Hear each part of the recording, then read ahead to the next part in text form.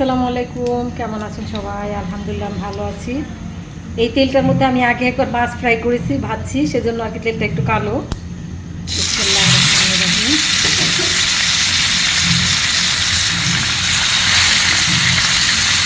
কেমন আছেন সবাই? আলহামদুলিল্লাহ আমি ভালো আছি, দোয়া করি আপনারা ভালো থাকেন। দেখেন আজকে আমি এটা হচ্ছে ওমানের সাগরের মাছ। এটা আমি একটু আপনাদেরকে সাথে একটু শেয়ার করবো, মশলা করবো, এটা দেখাচ্ছি আপনাদেরকে। দেখুন আমি মাছটা এখানে একটু কড়া করে ভেজে নেব। এখানে আমি একটা কড়াইয়ের মধ্যে আমি ফ্রাই প্যানে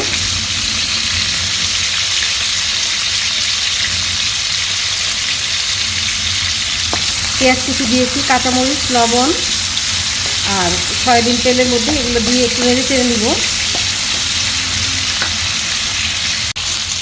এখানে আমি খুব সামান্য একটু কারি পাতা দিয়ে দিচ্ছি। এই যে কারি পাতা, অল্প কয়েকটা কারি পাতা দিয়েছি।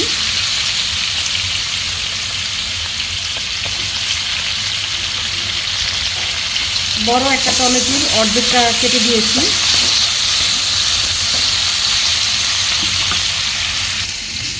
দেখুন এখানে আমি আধা টেবিল চামচ হলুদের পাউডার দিয়েছি।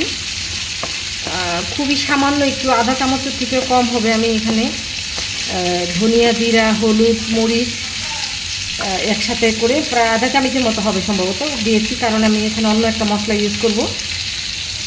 এটা হচ্ছে মাছের মশলা, আমি মাছের মশলাটা ইউজ করবো আজকে।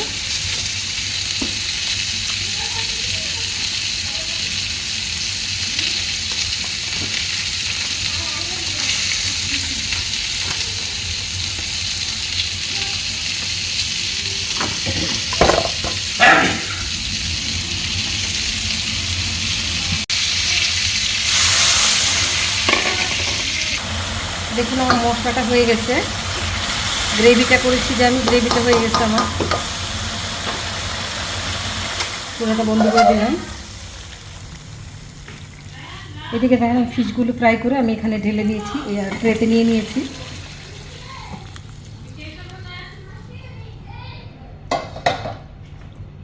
একটু ধনেপাতা কেটে রেখেছি, ধনেপাতাটা দিয়ে দিব। তো দেখুন আমার ওমানি মাছ দিয়ে আমি যে মাছের গ্রেভিটা করলাম আজকে, কারি পাতা দিয়ে, মাছের মশলা দিয়ে, কেমন লাগলো আপনাদের? ভালো লাগলে অবশ্যই লাইক শেয়ার করবেন, কমেন্ট করে জানাবেন কেমন হলো। ভালো থাকবেন সবাই, আল্লাহ হাফেজ, আসসালামু আলাইকুম।